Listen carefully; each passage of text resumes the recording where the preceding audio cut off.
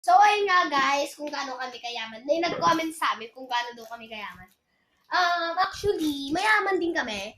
Then, ito yung wallet namin. Puno din niya ng pera. Kaso, hindi lang namin pwede buksan kasi, yung baka may sabihin ng dami. Tapos, kung ano-ano sabihin.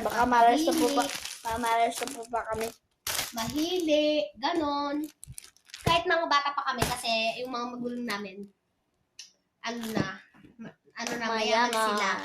And guys, may nagsabi din na ba't iPhone 8 lang. Pero ang yaman-yaman. Kasi guys, akong iPhone 14 naman yun guys. Para-pares lang naman yun. Pares naman iPhone. Wala namang pinagkakaiba sa mga camera. Tsaka, kung ayaw nyo, Baka po, papadala po kami ng bagong laptop o ganyan po. at least po, may cellphone kayo. Kasi yung iba, kahit Sige na po, bye na guys.